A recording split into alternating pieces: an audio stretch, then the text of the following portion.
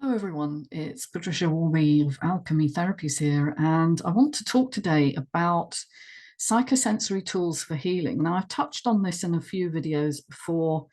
I've talked about some that I use and some that I'm aware of, some that I wrote about in the book, The Scar That Won't Heal, which looked at the impact of unconscious emotional trauma on the symptomology, the symptoms you experience in adult life. And we saw not only that there is a massive correlation because of the way the body interprets stuck emotions in talking to your unconscious back brain and producing a stress response. And I talked about that in my video on the cell danger response, which looks at the cellular impact of stress. But I've also covered many of the kind of neuroscientific viewpoints as to how this works. But today I want to kind of bring it all together. And I also want to maybe end on a challenging note, because I'm very aware that there is a bit of a battle going on in this field. And in many ways, it mirrors my own journey because I came from a very strict scientific background. You know, my first degree was in biochemistry with pharmacology. I then went on to study nutritional medicine as a postgrad, and finally clinical hypnotherapy. That was where I got my PhD. So I've kind of come from a very linear scientific world of things being very black and white into a much more, I don't want to say grey area because that seems a bit dull, but uncertain and more, I guess, holistic, intuitive way of dealing with people's pain and their suffering. And so this is the conflict that's going on, I think, in the field at the moment. We've got a very dogmatic, science-based medical approach, which treats most conditions either with drug therapy, sometimes surgery if drug therapy doesn't work. And particularly in the area of mental health, there's also talk therapy, which will take you through your thinking and your beliefs and what I call a top-down approach to kind of changing the way you conceive of yourself.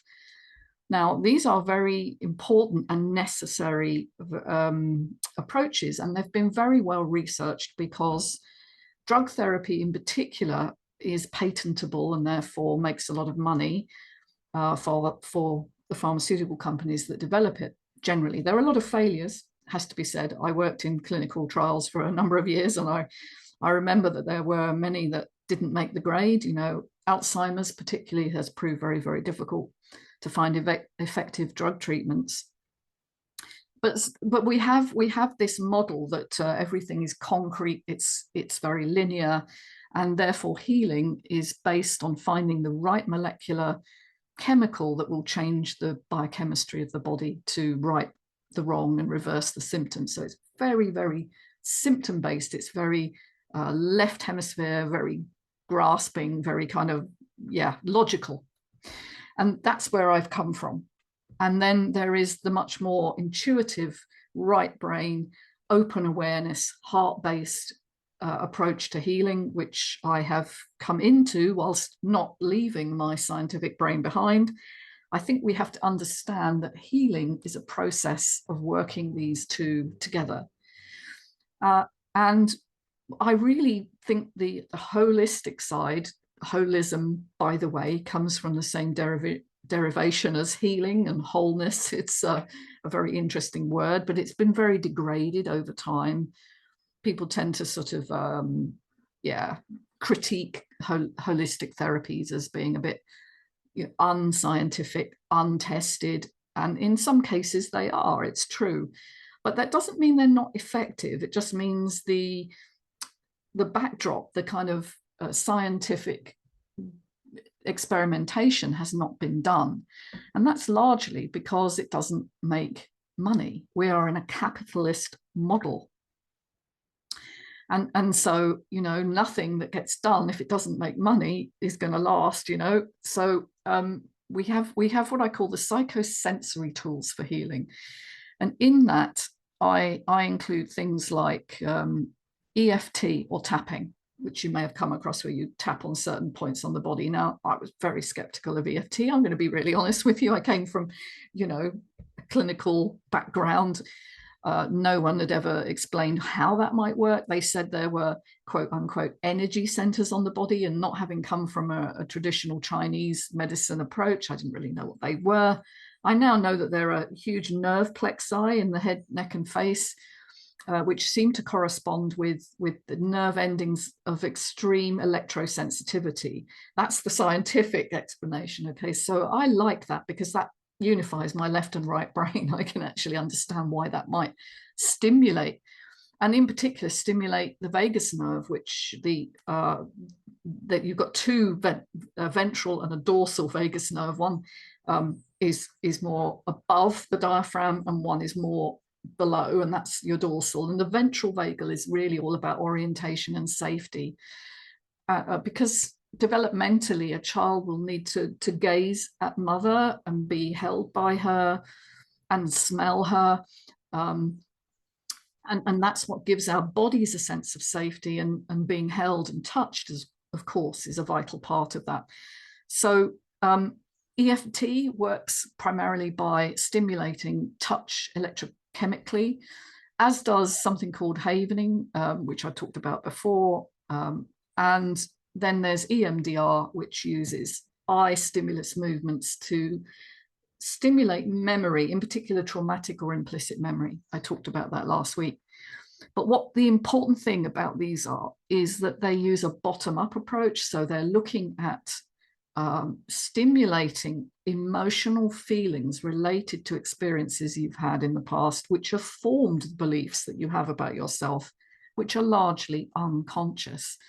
And so I think where top-down approaches, where thinking approaches fail to reach, is that a lot of these emotions are completely unconscious.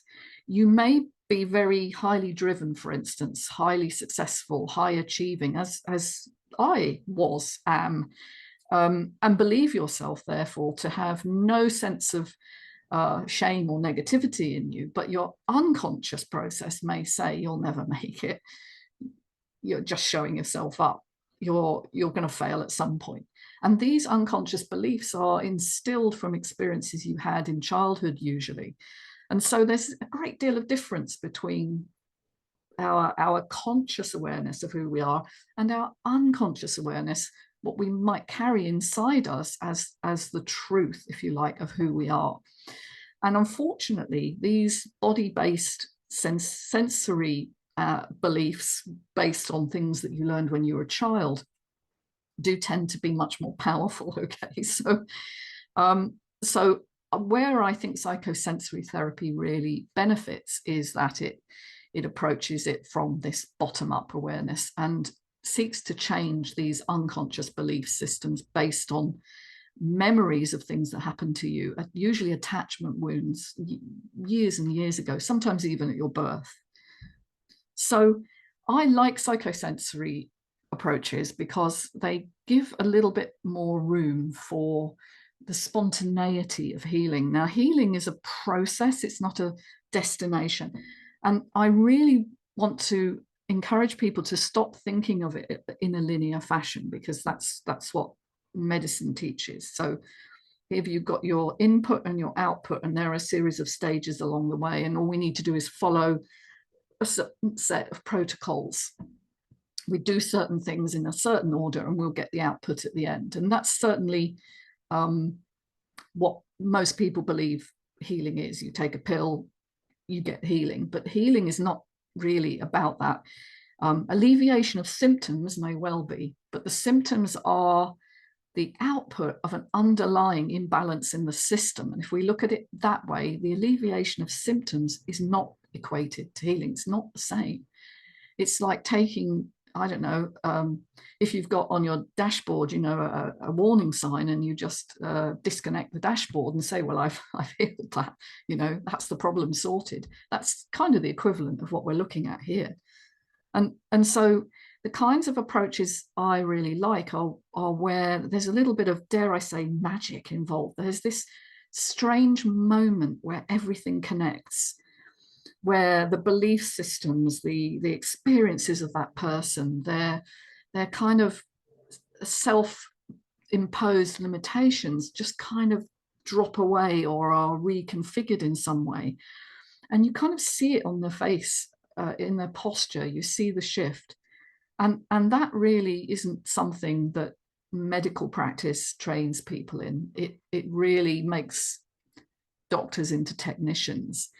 And so that's the bit that I really encourage people to explore, is putting aside your need for always understanding what's happening. It's nice to have scientific backing for something. It gives us a little bit of understanding why something would work. And certainly neuroscience has made such rapid advances in the last couple of decades, really, because we've been able to wire up people's brains and see what's happening in real time with fMRI. So that's important for us to kind of see what's going on and understand it. But it's not everything. And in healing, there is a kind of tipping point I've found when working with people. So you change certain inputs, you change a person's diet, you change the way that they move or hold themselves, you give them stress relief tools and techniques, and then perhaps addressing the more specific memories or issues that they're carrying. And there is kind of a point at which the nervous system just seems to transform itself almost spontaneously. I can't explain that. I know that there is a tipping point in the cell danger response, for instance, in the cell where certain level of stress is tolerated or adapted to, and then over that amount, the cells go into a protective response called the cell danger response. And that, of course, is expressed physically in symptoms. So it seems very likely to me that the reverse would also be true, and that if we change the inputs to a certain level, there'll be this level above which the system can now go back to balancing itself, so can adapt again. And that's what we're looking for. Now, why do people get stuck? Mainly because their belief systems are very entrenched, they're very linked to survival, and they're very unconscious a lot of the time. People don't realize they're running them. And so I think it's really important to use a technique which helps to bring light into that situation. I mean, to illuminate what's actually going on under the hood, as it were, rather than addressing the overt, explicit awareness that most people have. And so that's what we do. That's the holistic process of healing, really. Now, can you patent that? Can you make that process the same for everybody? Can you say, okay, here's what to do, and the output will always be identical with every person? I don't really think so. I mean, capitalism, which is what we live under, would tell us, yes, if we can guarantee something, we can put our mark on it, we can obviously make money from it and make it work. But does it work for everyone? It seems not. And actually, I think it's the opposite approach to what we need. When we're coming into heart connection with someone, we need to be comfortable with uncertainty, because I can never tell when sitting down with someone how things are going to go. I'd love to be able to predict and say, yep, we just need to do it this way. And at the end of that, you'll get the result you want. But sometimes that doesn't happen. Sometimes it takes longer than we expect. Sometimes it's remarkably quick. It really is an interaction between the person, their state of mind, their energy levels, their open awareness. Some people are very shut down, and you, and how you gel, really, when you're in therapeutic connection with someone. So we have to look at this healing process as an organic phenomenon, an energetic phenomenon. I really do believe we have to do that. Some of the most disappointing therapy I've ever had are with people going through a protocol, and they are reading from a script, or they're concentrating more on what they learned rather than your presence in the room with them. And so I think although it's good to have a scientific basis to something, it's also good to allow for an individuality in the process and this uncertainty as well. Must we tie something down so much when healing, and indeed existence, is so nebulous, is so extraordinary, is so unexpected in many, many ways, and things can come from anywhere to derail us and equally to give us joy? You know, we're never in control of external events. We're only ever in control of our response to them. And so I would never want to, for instance, trademark something that I felt I had invented, because I know that my work stands on the shoulders of previous people's work. Okay, and if I give you examples here, so EFT, or tapping, emotional freedom technique, was developed a long time ago by Gary Craig. I mean, it's certainly 30 years old at least. He was a Stanford trained engineer. He came from engineering, and he developed this system which he thought might change sort of impulses in the system. He was thinking systematically, and by and large, EFT is a really profound tool. And I know when I learned it, probably about 15, maybe even longer, 15, maybe 20 years ago, I was astounded because nothing in my scientific training could explain that. Now, he used, as I've said, the tapping, he built actually on another therapy called TFT, which was thought field therapy, but he thought a lot of the protocol there was unnecessary, and he simplified it to create EFT. So that's Gary Craig. And then we had Francine Shapiro, who experimented in the 1990s. In fact, 1991, I think she invented EMDR, or eye movement desensitization and reprocessing. It's a bit of a mouthful.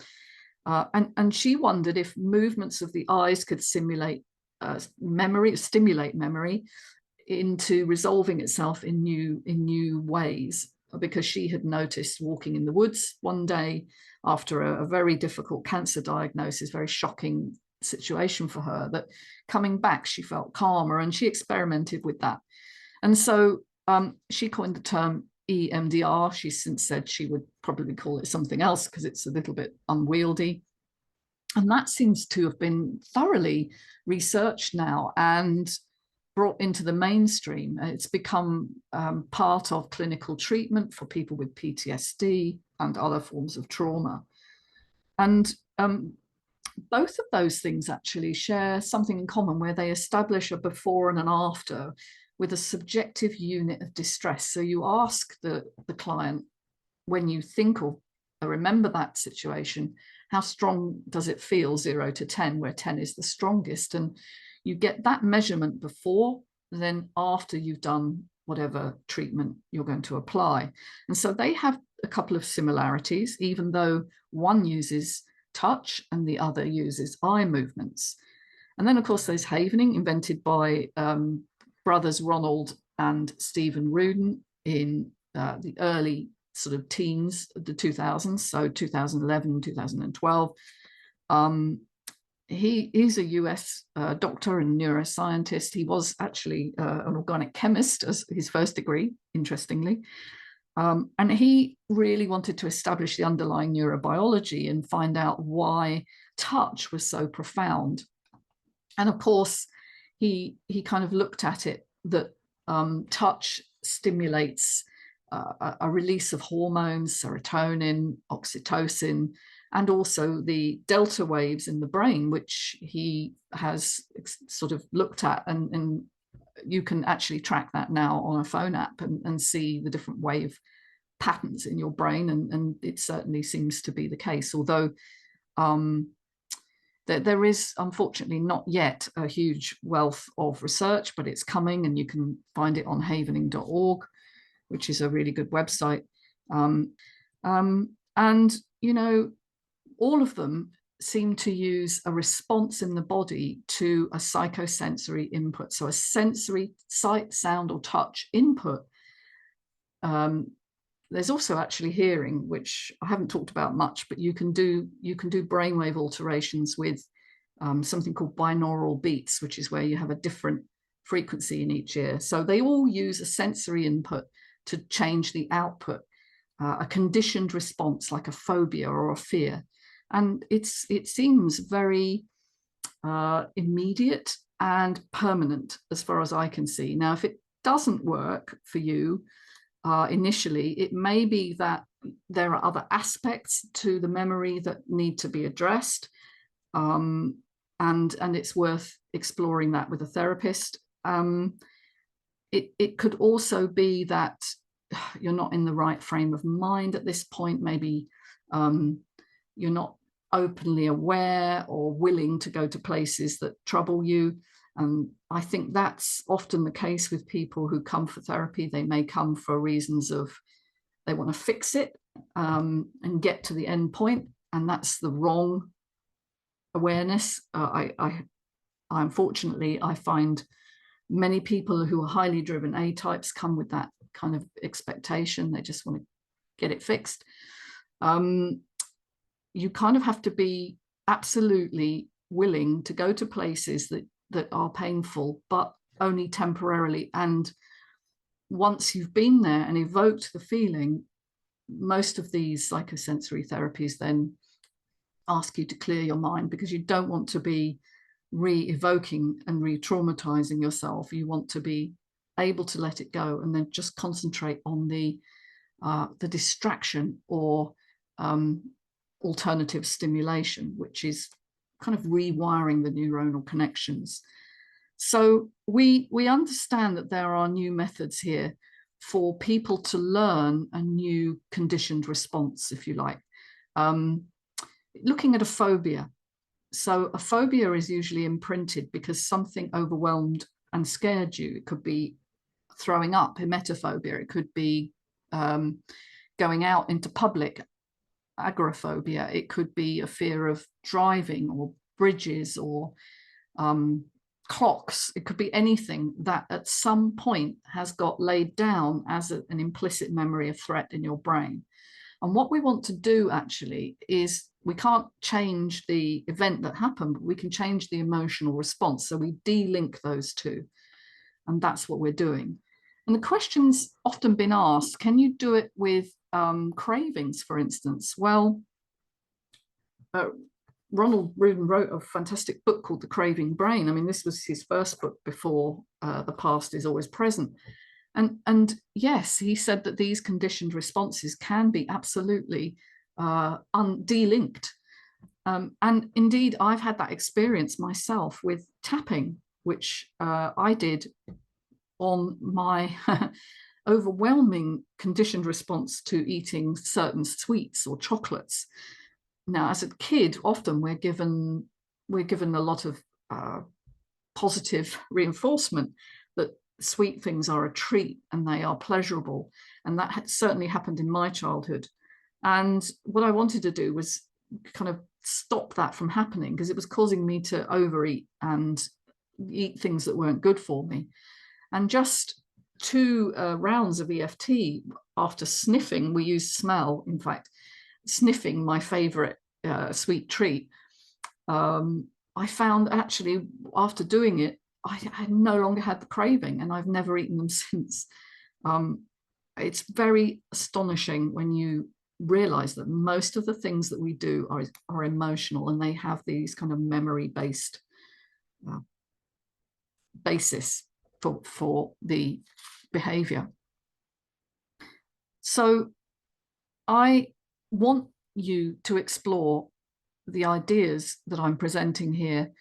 And I also want the community to be a little bit more generous in their willingness to share. There are so many good resources out there, but I'd like to get away from this idea that we have to do things in a certain way, and maybe explore a little bit more of that intuitive understanding of what healing really is. Now, if this was helpful to you, please do get in touch. If you'd like to join me, you can find me on alchemytherapies.co.uk, where I run community sessions each month. and also one-to-one therapy and group sessions too. Take care, everybody. Bye for now. Bye.